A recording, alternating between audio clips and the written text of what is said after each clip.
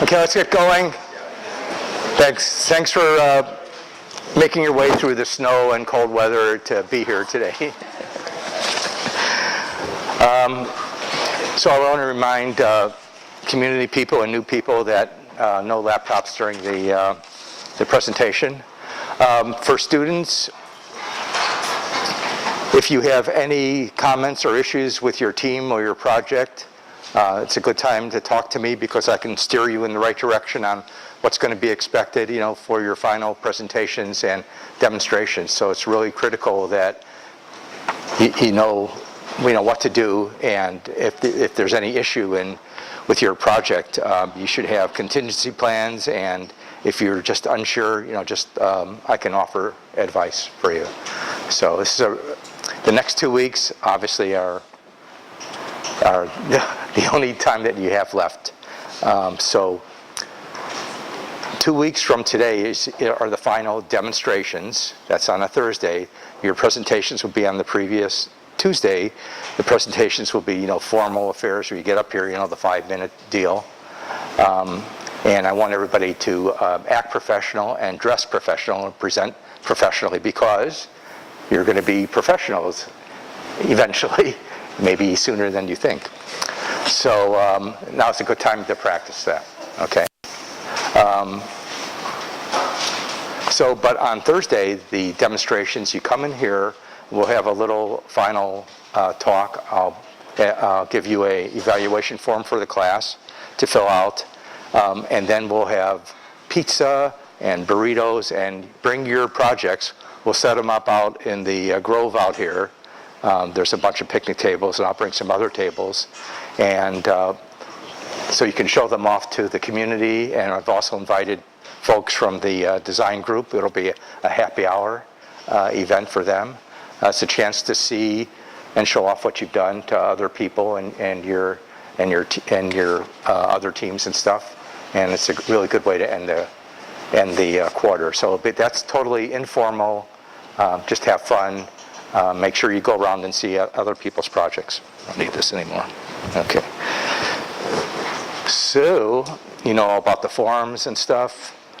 I have the Meet with Dave list. If you're missing lectures that you have to make up, it's a critical time for you to sign up and get those over with, because it's going to get really busy for you in the next few weeks, as you know. Okay, so next Tuesday, we're not going to meet in here, but we're going to meet in the Peterson building.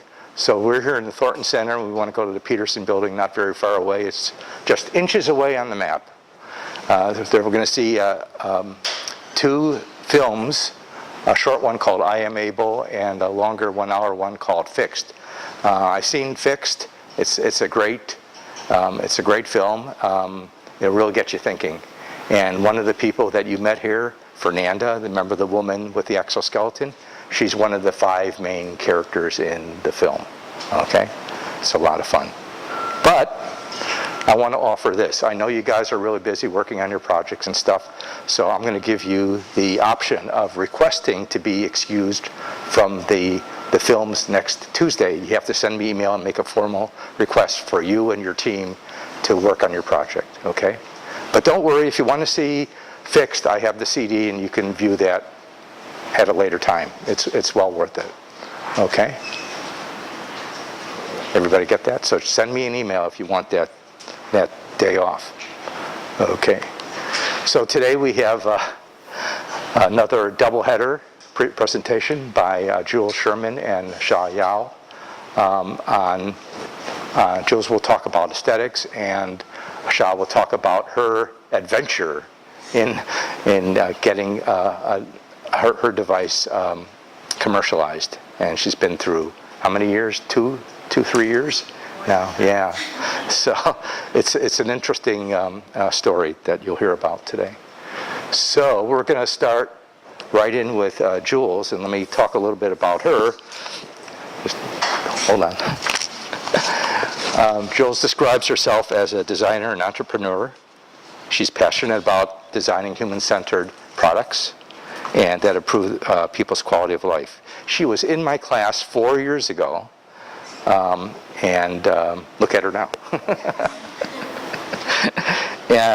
She designed a project that you'll hear about, but is also on display just inside the Peterson building door. So next time you come in on the Panama Mall side, check out that glassed-in display. So from Stanford, she got her MFA degree in design. And now she's a product designer. She's interested in improving aesthetics and usability of everything, including assistive technology. Jules is working on several projects now that she'll talk about, and is also co-teaching a course in the D School called Designing for Safety in Labor and Delivery. And Jules has just been accepted in the PhD program at the Center for Design Research. So give us a moment while we switch over to her laptop, and then we can welcome her officially.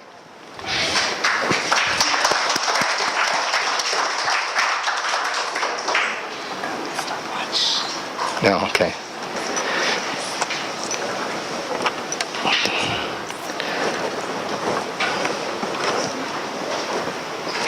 Are we up there? Hold on. Okay. Here's Jules.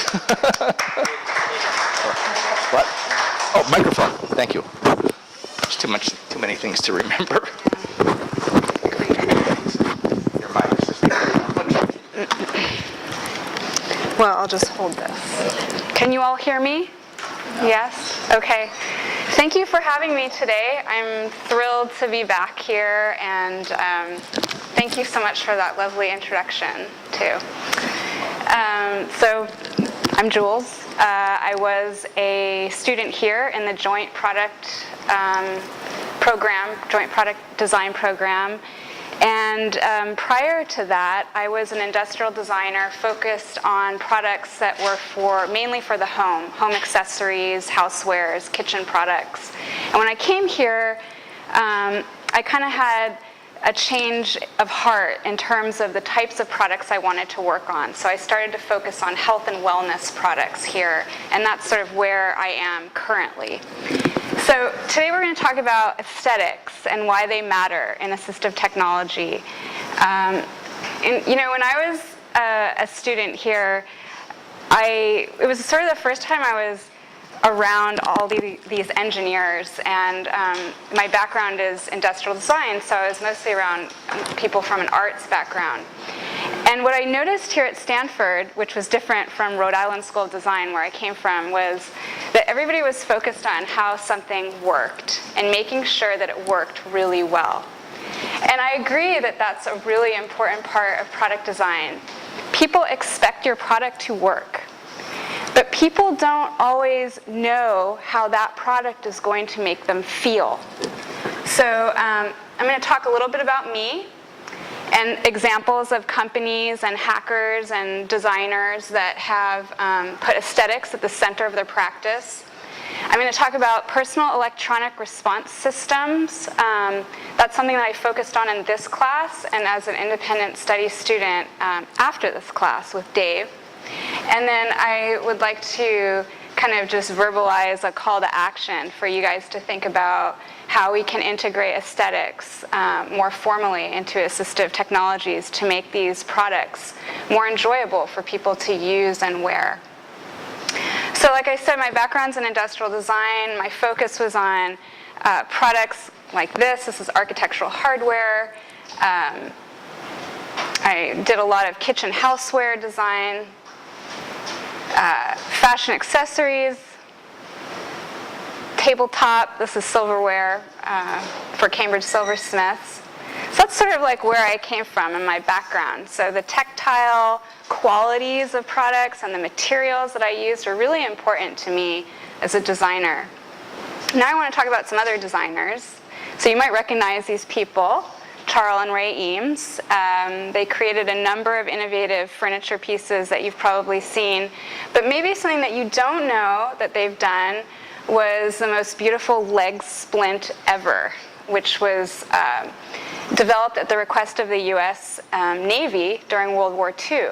So this was a modular, easy to produce leg splint that was using plywood. So they laminated plywood and figured out how to steam bend it to get the shape that they were after. So they perfected this, and they went on to perfect this technique. Here's another view of that splint.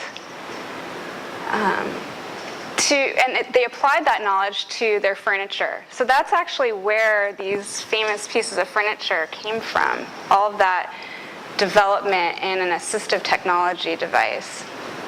And I wanted to share with you this project, which is done by a design student in the UK.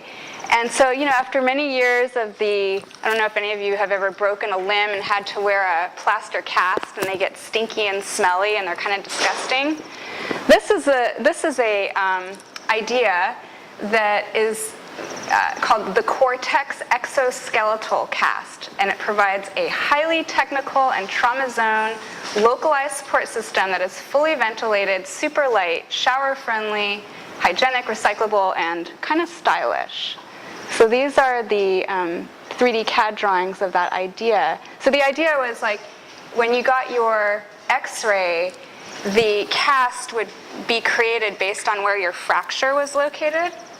And it would look something like this. It could be worn in the shower and be a little bit more interesting, and maybe something that the wearer was less disgusted or inhibited to wear.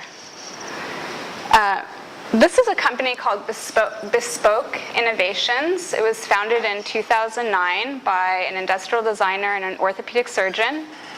And they're located in San Francisco. They work on personalizing prosthetics for people. So these, as you can see, are like highly detailed, sort of beautiful pieces of sculpture that people can wear to express themselves, not just to help them walk, but to actually express their personalities and who they are. This is another company that looks at aesthetics in sort of a different way. It's copying exactly your own body parts so that it blends in to the rest of your body. Rather than it sticking out, it's focused on the aesthetics of your own body parts and copying that so that there's no differentiation. This is another ear prosthetic they've done. So assistive technologies like contact lenses can be a lot more fun to wear if there's choices like color. I mean, it might seem a little bit superficial, but a lot of times things like that make the difference between somebody actually using your product or not using your product, especially when it comes to things people have to wear. So as we all know, there's lots of choices with eyeglass frames. That's kind of an obvious one. Or you walk into an eyeglass store, there's literally hundreds of choices. And we see that idea trickling down to other products these days, like canes. They're starting to offer products like this to become more expressive for the person using them, less medical. And I've started to look at this sort of revolution in hearing aids happening lately, which I don't know if any of you follow that work out there, but this is a student project. A student, Nick Morgan-Jones, he's a young German designer. He came up with this Sentio HearWear, which is a very jewelry-like concept that not only offers something different in terms of aesthetics, but he also thought through the packaging of this device and how you would transport it, how you would take it with you. And it has a very jewelry-like quality to me.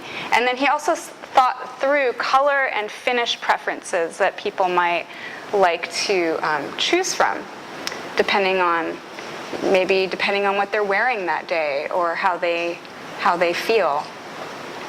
This is a company that exists now called Audacious. And this is an interesting company. They're already producing these things.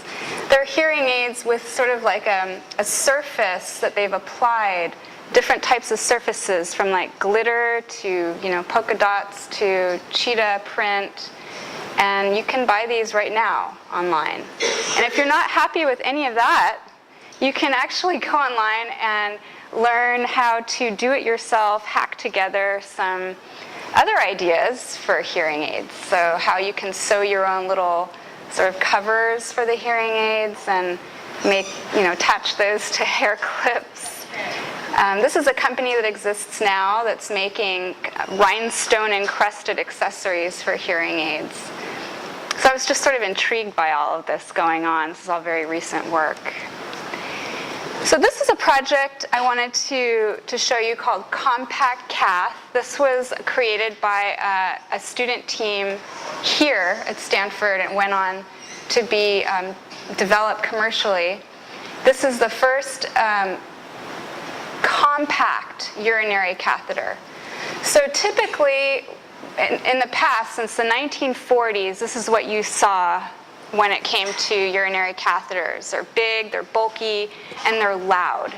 So especially when it comes to like teenagers having to use these types of products, they become very self-conscious about carrying these things around in their backpacks, or the sounds that they make when they have to use them in a bathroom.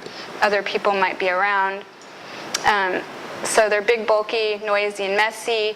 A big problem with catheters, people that use catheters, is that they're not doing it enough, and that causes infection. So they ranked discretion as the #1 reason. Big and bulky and messy and loud. So this team decided to create a catheter that you could, put in your pocket, and it didn't make noise when you opened it up to use, and it was very discreet. And they tested it on a lot of users, and they found that this was a huge success because it answered an emotional need for people that was not being answered before.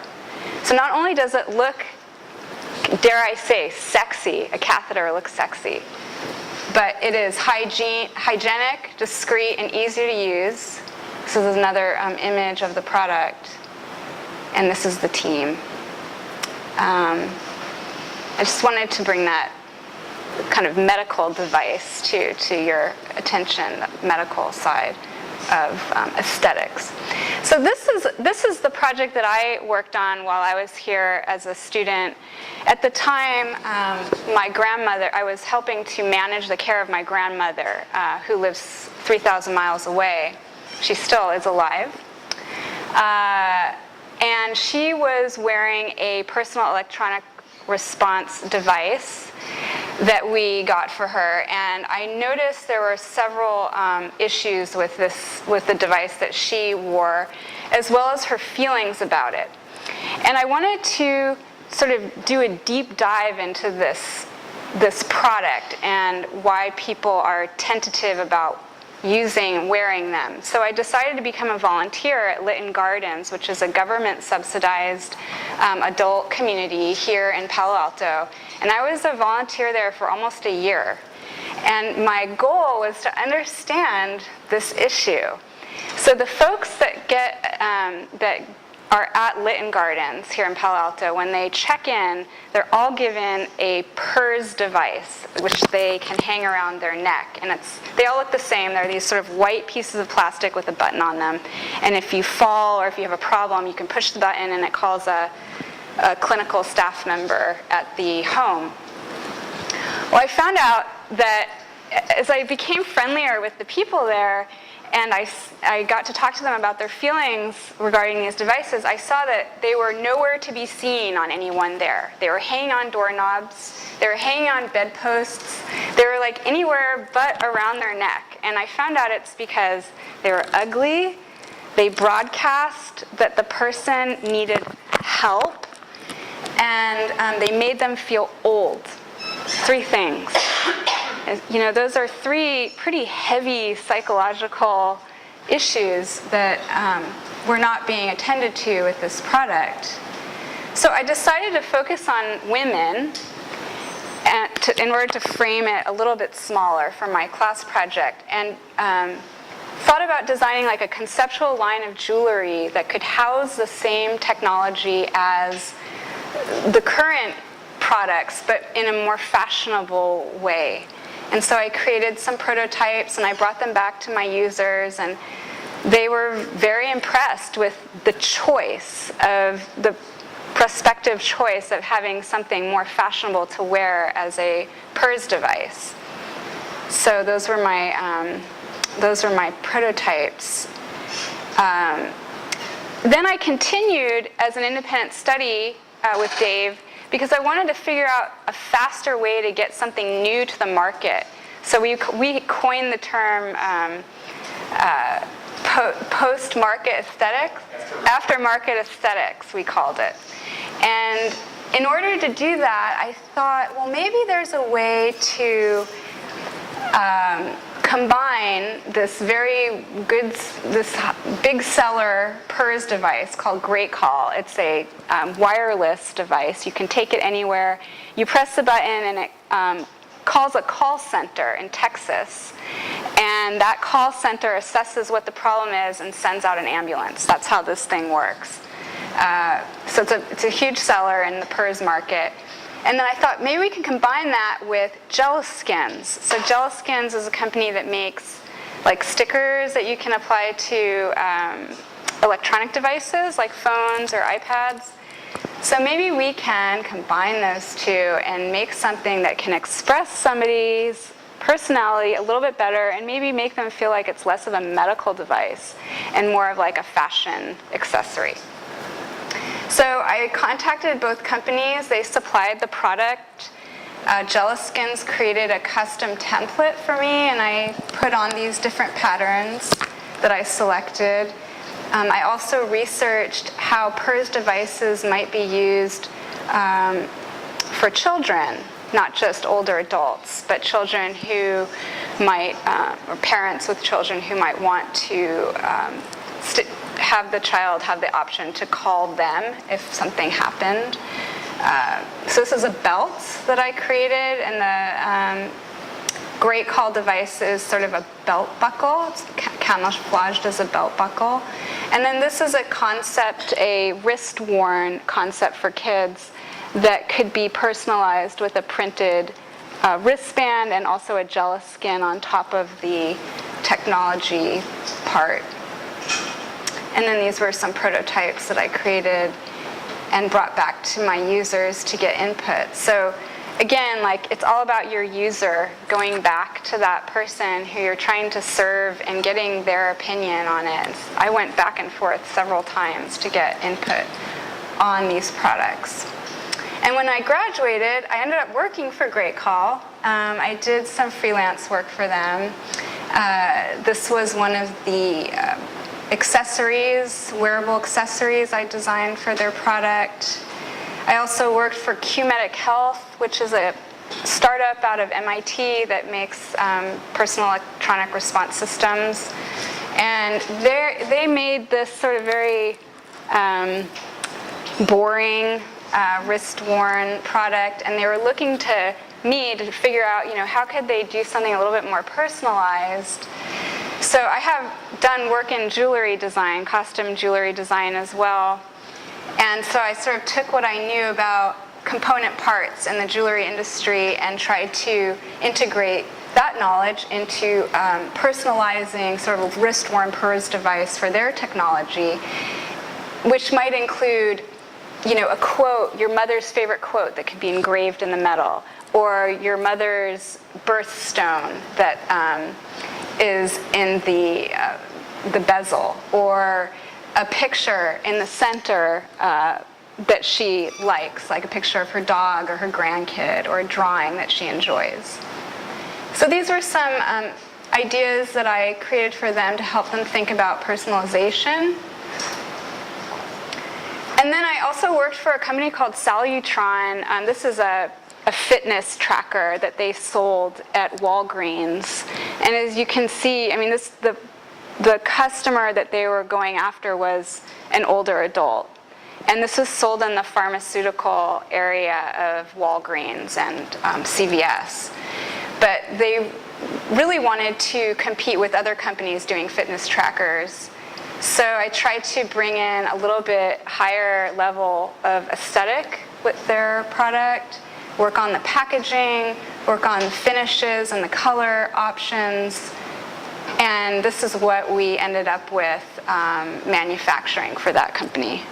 So that's actually out in the market now.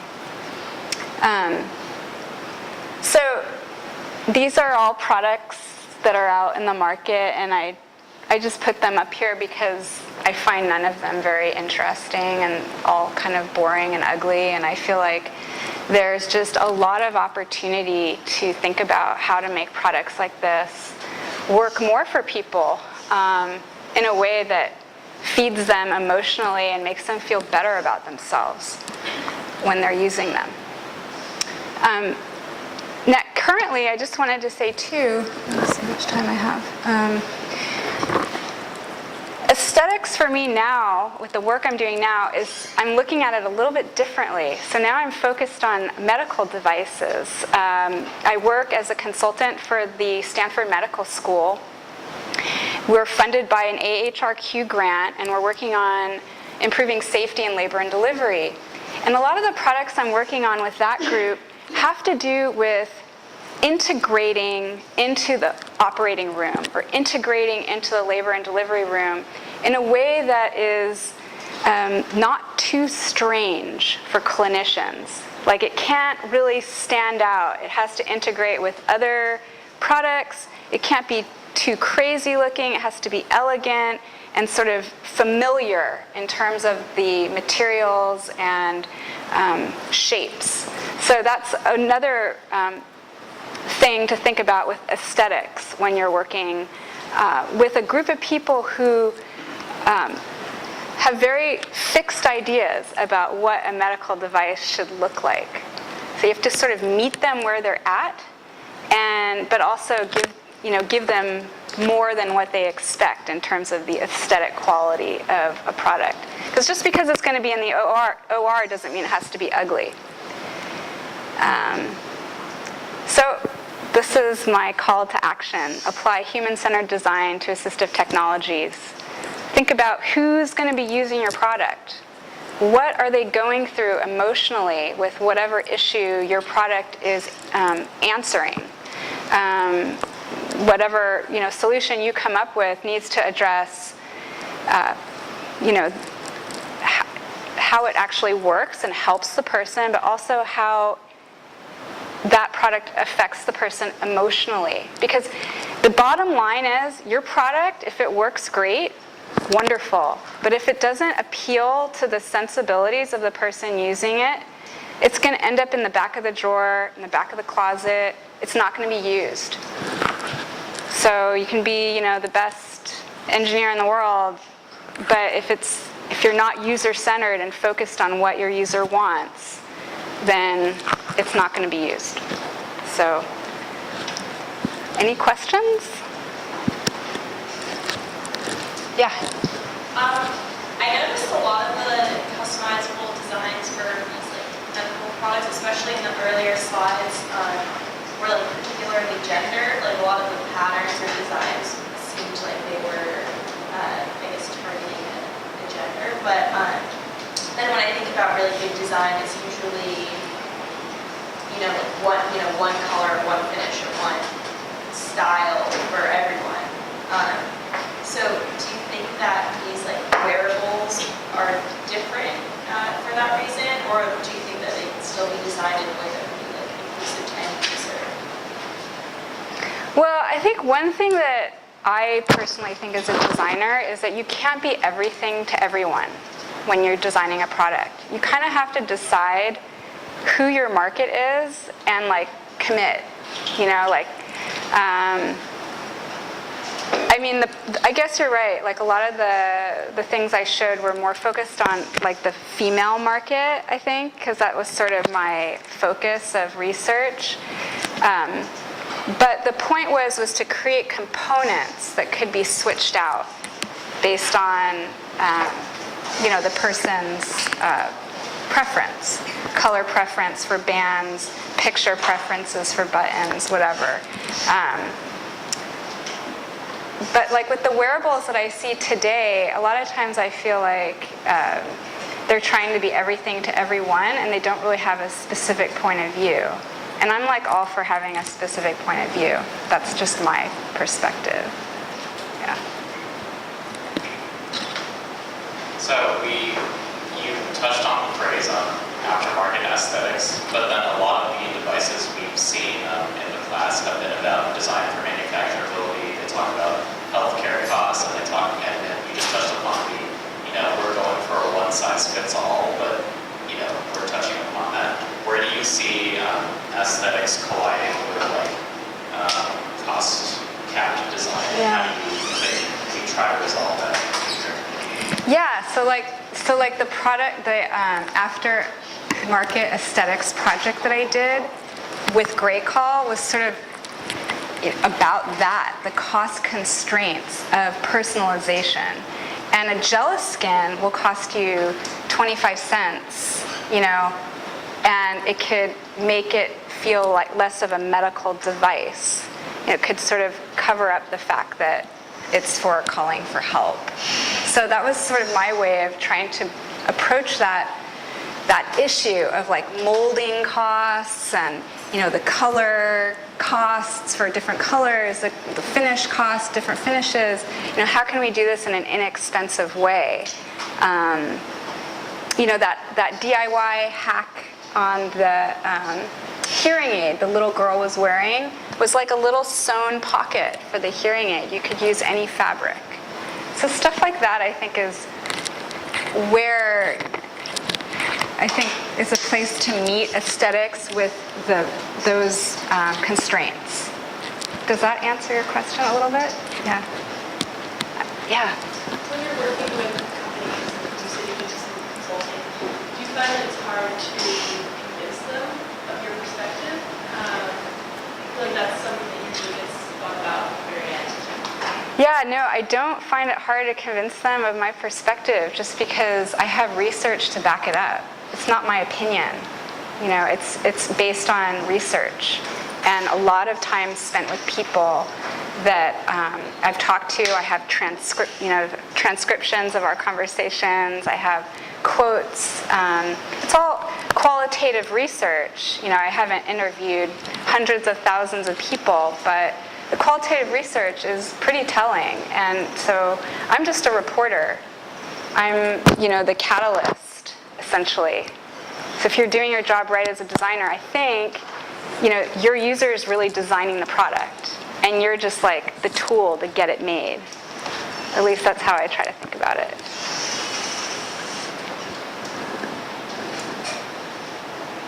Well, seems like we're run out of questions, but we'd like to thank you for your awesome presentation.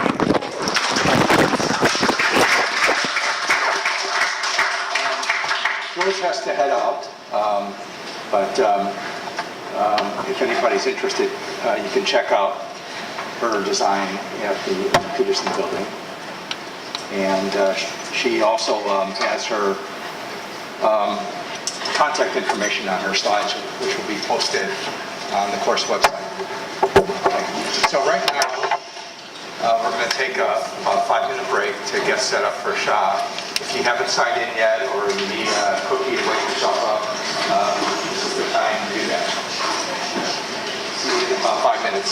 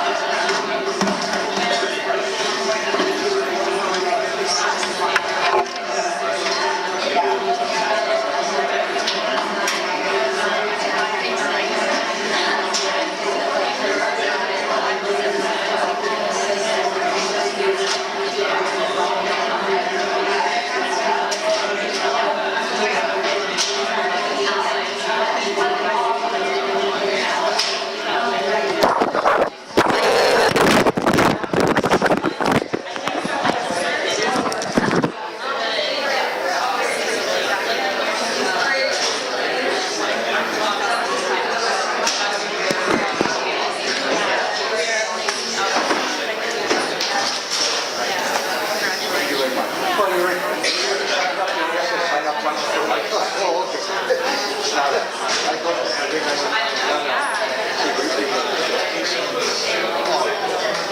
the market's gonna sell. Right? I mean, it's like, you know?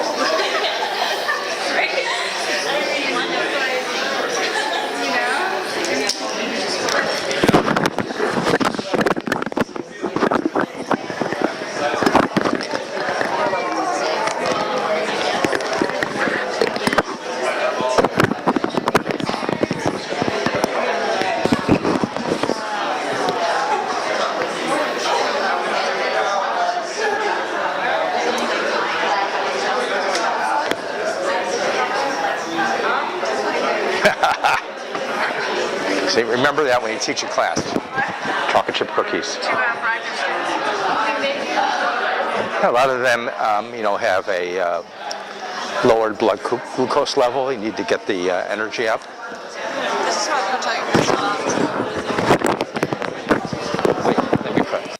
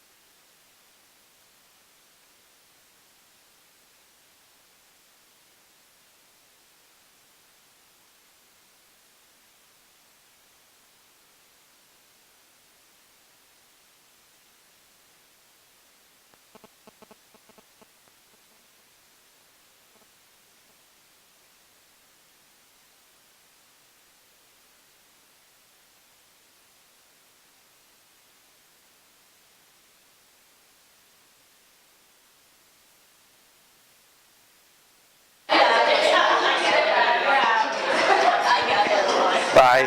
Thanks so much. See you too. Okay, be good.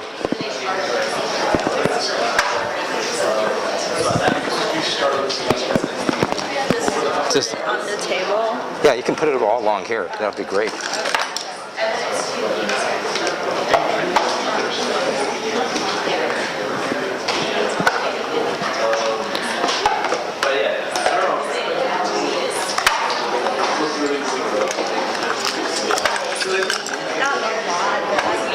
Most of the models in Taiwan. Oh, Yeah, that's just okay. I got too many of it. Okay. Bring some of them to show the students how it's being made. Yep, that's really important. I got maybe hundreds of mock-ups at home. It was very terrible. I'll show it in the slide. I'll show how terrible they were. Yeah, I saw the slides.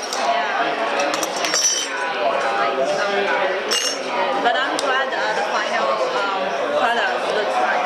Okay. Okay, let me know when you're ready. So, this is forward, and this is the laser pointer. Oh, okay. So I can also play the video. I'll click on that because you can't do it from here. Oh, okay. So let's. Yeah, yeah. So you need to put this on.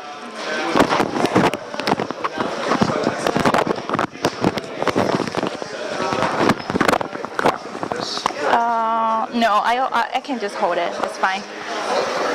Is the person filming the whole thing is one of your students? Will she it's share Amanda. the video later? Put it online. It'll be Okay. online tomorrow. Because there are some group of people trying to make a documentary on eRoll. Okay. So I think maybe it can. So I got it. Okay.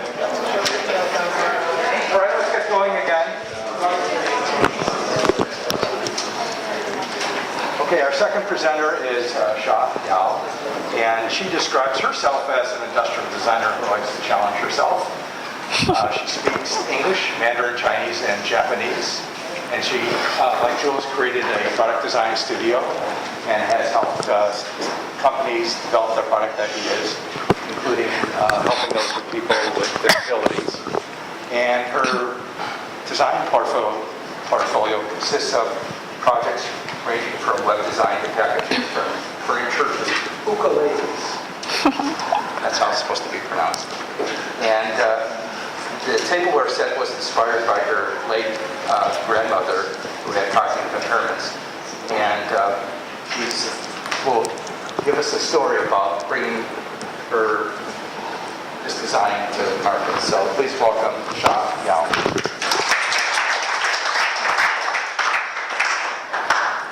Thank you for coming today. Can you hear me correctly? Okay.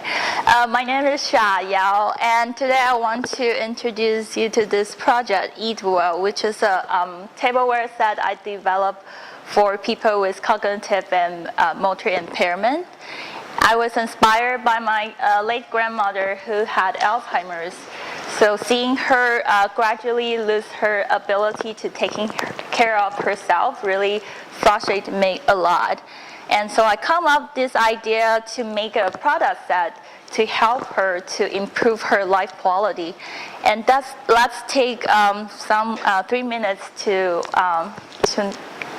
see what Eat Well is about.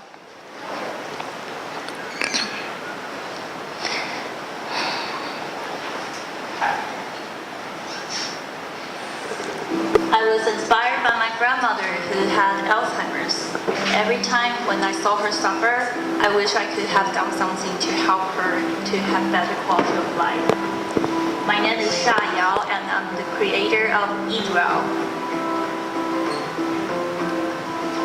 When my grandmother was diagnosed with Alzheimer's, I began volunteering in adult daycare centers to learn more about this disease. And that's when I realized there were many people who have similar problems as my grandma. They often ate less than they should, and accidents with spilled food and tip cups were common. That's the reason I designed and created Eat Well, which is a very user-centered design that can help to increase food intake, maintain dignity for its users, while also help to alleviate caring burdens by making the process of eating as easy as possible. Eat Well is a universal tableware that actually can be used by anyone, but especially benefits seniors with cognitive impairment, small children, and caregivers of those with special needs. Now I would like to show you what makes Eat Well special. There are over 20 unique features in each Eat Well set. Every design detail and decision can be traced back to a discovery made during the 4-year process. One of the more obvious features of the Eat Well set is its color. Studies have shown that a person with dementia consumes 24% more food and 84% more liquid when using brightly colored tableware. Eat Well applies this concept to stimulate interest in its user while providing a visual contrast. Now let's take a closer look at the design of the tableware. The center button of the bowls allows food to collect on one side, while spoons in the Eat Well set are specially designed to match the curvature of the bowl, making scooping food significantly easier. The bowls also features right-angle sides, which help prevent accidental spills. The Eat Well set also contains 2 types of cups. To prevent the cups from tipping over, one cup has a rubber base that acts as a stabilizer, and another cup has a handle that extends to the tabletop for added support. The handle is also specifically designed to benefit users with arthritis. Every product in the Eat Well set has anti-slippage material on the bottom to prevent slipping or sliding. The set also comes with a tray that allows users to clip a bib onto the edge to help catch any dropped food and prevent clothing stains. I put so much work into my research, sketches, mock-ups, and revisions of my model based on the feedback that I received from professional caregivers. After years of research and development, Eat Well won first place at the 2014 Stanford Design Challenge out of 52 other teams in 15 countries. I truly believe this product set can revolutionize the way we see kitchenware, but only with your help. Any contribution you can provide will help improve lives of many people who struggle daily. I ask you to please support Eat Well. So this is a video I took for the crowdfunding campaign. I will talk more about it later. And for the design process, I basically spent 3 months to define my problems. Because when I first realized my grandmother had those problems, it's not just I want to solve a single problem. I have to step back and see like what's really caused those problems and try to find areas I really want to focus on to help her to improve her daily life. So the second step, I did almost 1 year research on discovering what makes people have cognitive impairment to have difficulties in life. And by doing that, I, like Jules, I also volunteer in adult daycare centers, and that's where I benefit a lot from talking to professional caregivers and try to figure out like how they treat their residents and what kind of tips they use every day to make their clients feel better. And the third step is about the design. I spent 6 months only on the design because I do believe that if you did really deep research on your project, then you will get all those like small problems you discover. For example, I discovered 20 most common situations a person have cognitive impairment may have during his or her mealtime. So when I did my design, it's relatively easy for me to apply my design ability to solve those small problems. And the first step is I took another 6 months to make my project complete, and I also started to have my initial branding on this project. And I also made my first prototype in China to have a more comprehensive to let my users to have more comprehensive understanding about how the product can be used. So to this point, I think it's more like a design project. It's done.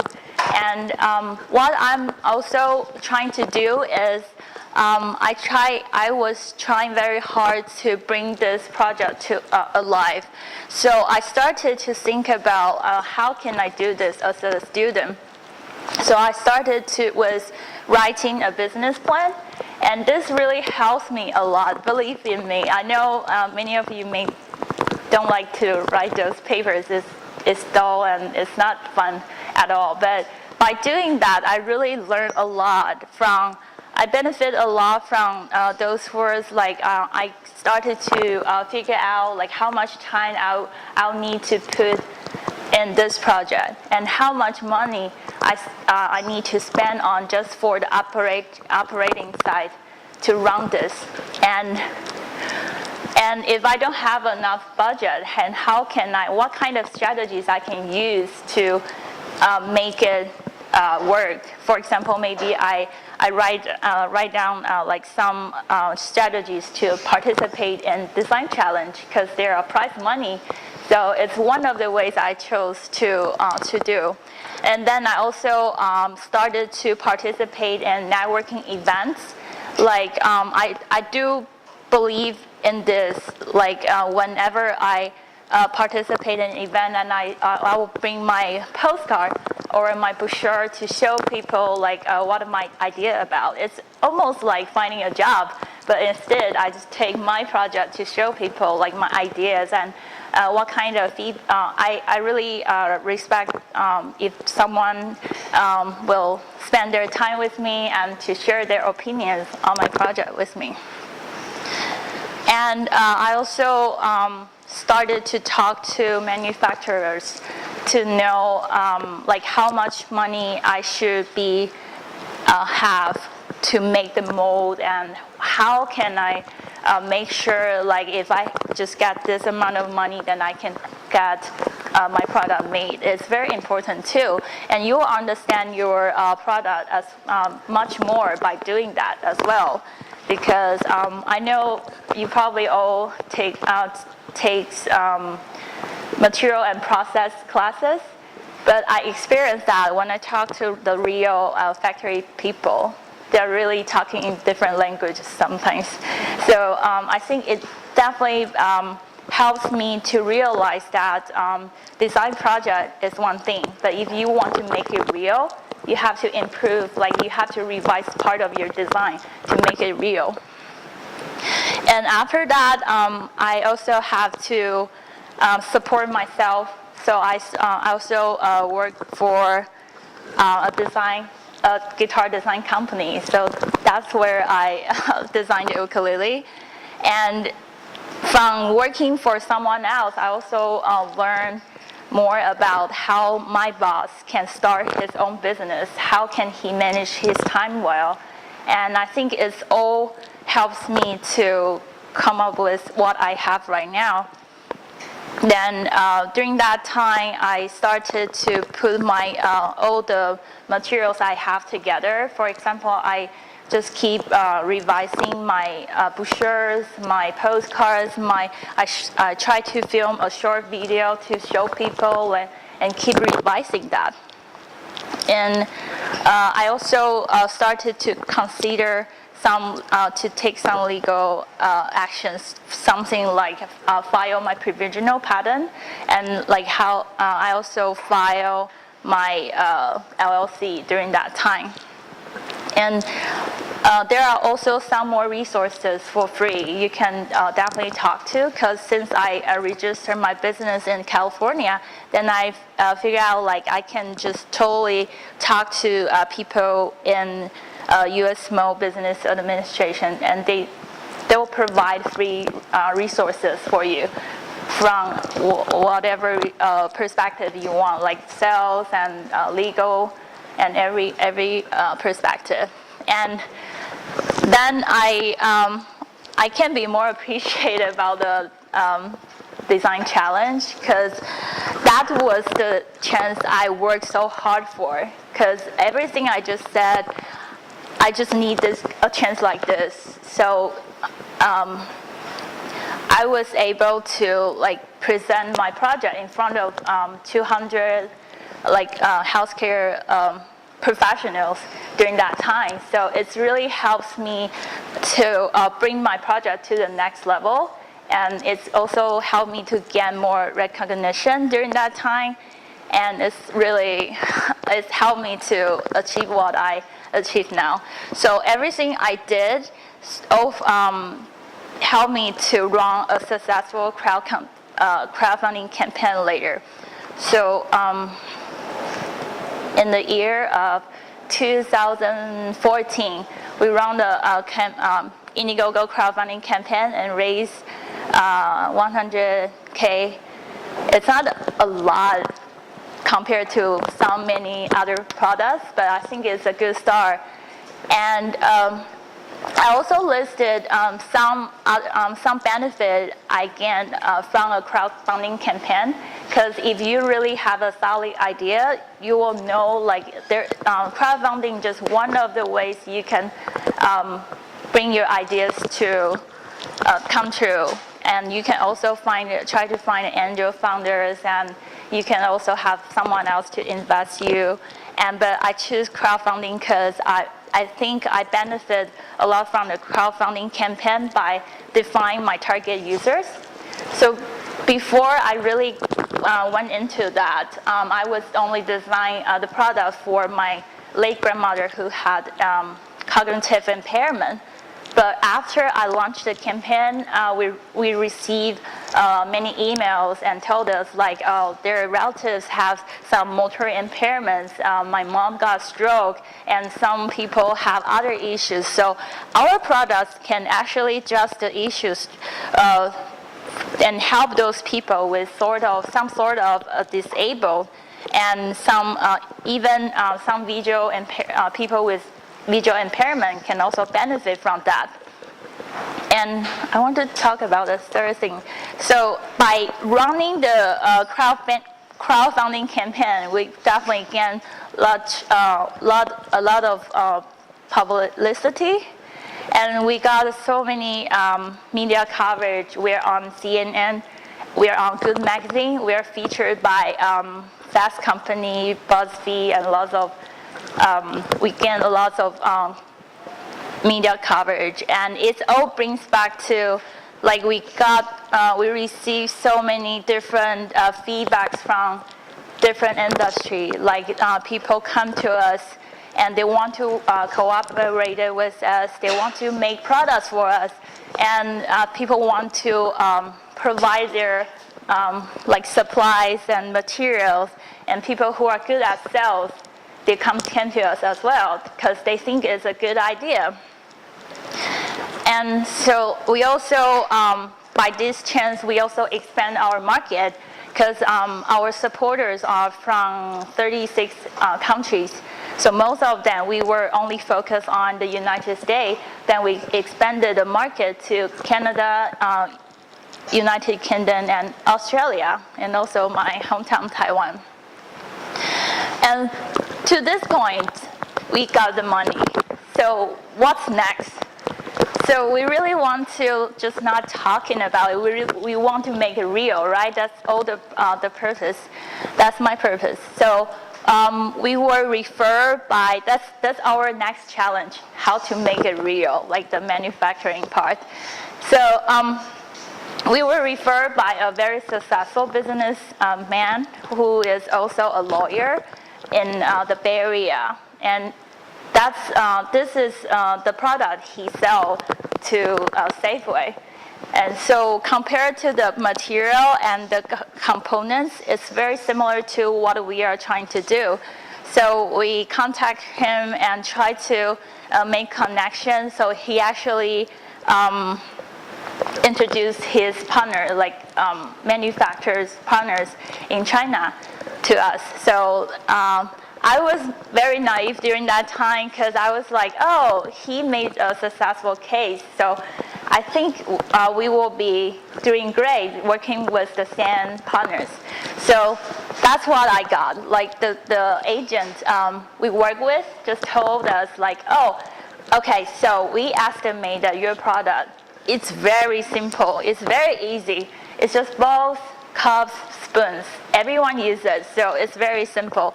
So they estimated to deliver the first models in 1.5 months.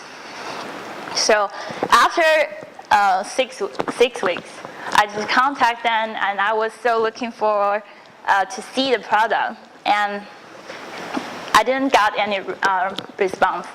So I just decided to fly directly to China and to visit the factory. Yeah, that's what I like to do. So this is about our first meeting. This is the set, exactly the set I saw in the factory. And I don't have to describe more because nothing looks like a cup or a ball or something like our products. But what's wrong with that is because I think there are some like miscommunication, especially when we are trying to work with someone with different backgrounds. I'll say that, yeah. And that's really frustrated me when I first saw this. And I still remember the night when I came back to the hotel and I told myself like, yeah, this is all the startup about, and I just have to take that, right? So I just spent the whole night I put out our contract and to check every details and to figure out like how can I negotiate with them better. And for the manufacturing side, they have 3 factories with 4 different owners, and we will have a meeting regularly after.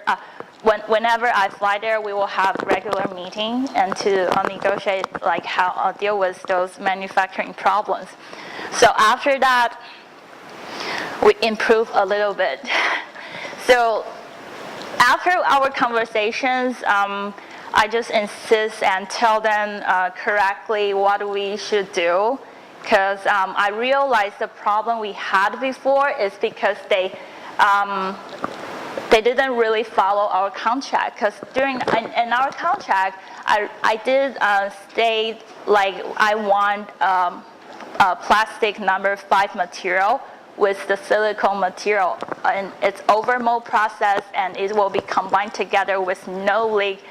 I just write everything on it. And I'm very glad that I did that in the very beginning, because later on, we just try to follow that contract and try to make the second mold, which means we abandoned like 7 molds we made in the first time. So the second meeting, when I received this, this is what usually happens. I either will visit the China factory directly, or I stay where I feel comfortable with, and they will mail me like 6 to 8 sets of the product they made from the mold we had during that time.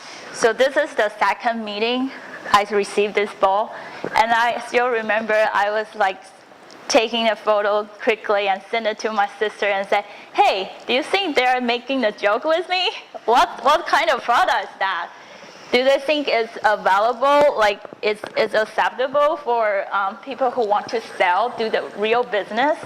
Yeah, but I think it's also, it just takes a lot of time, I think.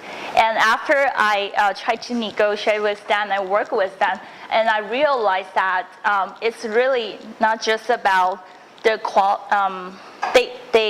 I realized that they can deliver very good quality of products, but it takes time to work with them, and you have to like keep continuing to work with them to tell them what's your standard, because they really can't tell. To be honest, they can't really tell. Like for this product, they just try to show me like, oh, how about we don't do the overmold process? We just use the sticker, or to use some glue to glue it on. And I just say, no, this is not anything I want. Like I can totally just take one example. Like because I've seen other products they made. They also made products for Joseph and Joseph. So I know they have the ability to deliver good quality of products. But what their problem is about is like when I show them these 2 spoons, and they can't really tell this one is not symmetric. That's their problem. Yeah. So what I can do with it is I have to tell them like, oh, either I will send a QC person to go there to work with you, or you will have to have someone there to watch it for me, right? So it's how it works, and it takes a couple months to figure everything out. And I'm glad that like this is our first meeting. It's much better. And the first meeting, we're trying to figure out like, maybe we can change the color and to make it darker, or we can make some like we can have some words create on the bottom of the cups. And to this point, I think we finally reached some level both parties feel satisfied with, and I'm very glad what we have right now. And for completing during the time we try to complete our production, we also have to do other things at the same time as well, because it's a real business. We can't really just work on one thing and just forget about other parts. So for delivering our products to our supporters, and we also have to working on the packaging and to working on the shipping part, and also have to take care of marketing and sales parts.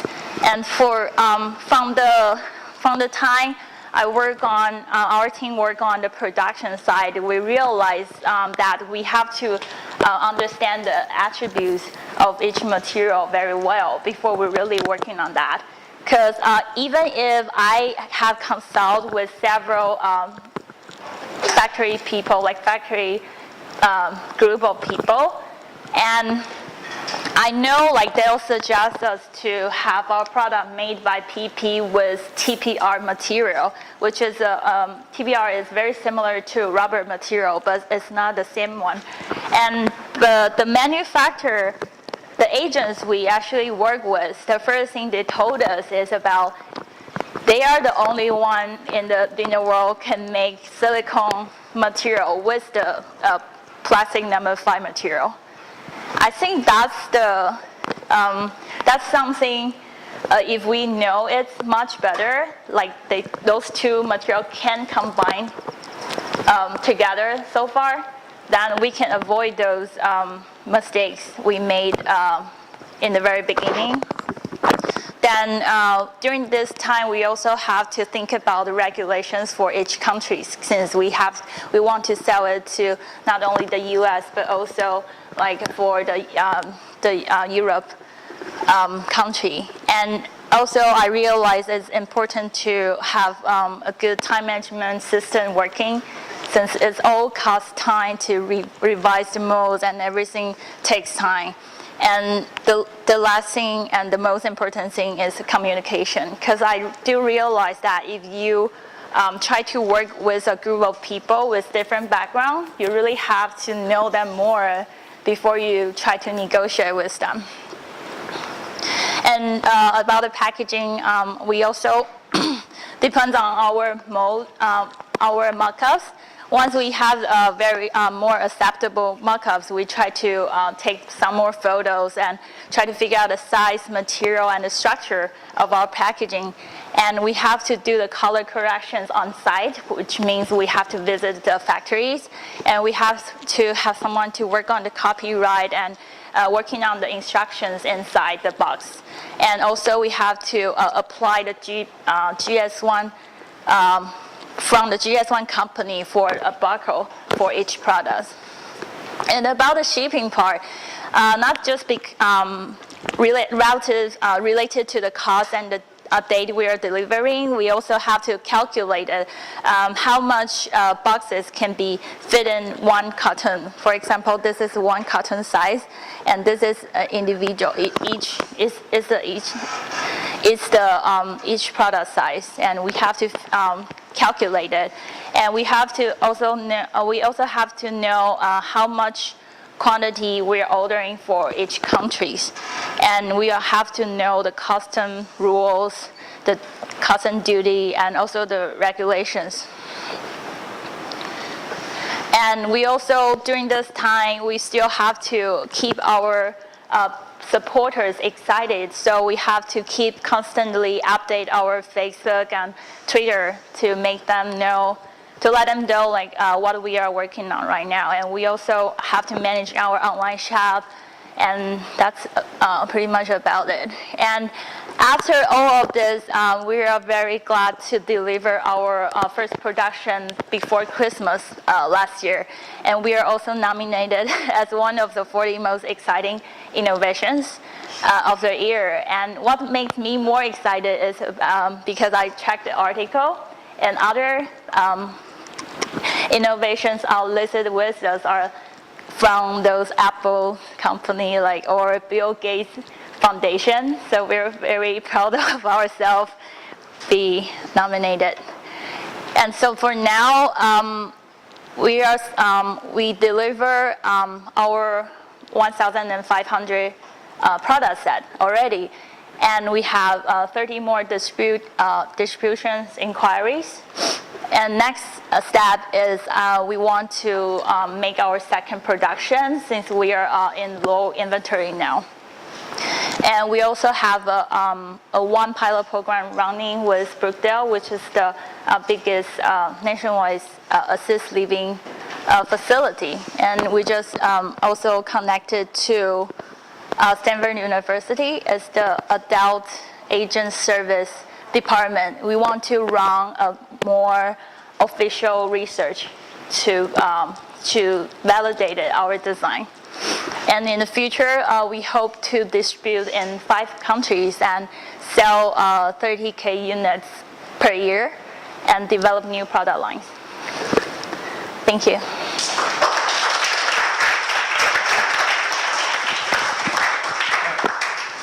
So here's what we're going to do. It's pretty much class time has run out, but anybody who wants to stick around can ask questions and come up and take a look at the prototypes. For people that really have to leave now, leave quietly, don't slam the door, and see Tuesday in the Peterson building.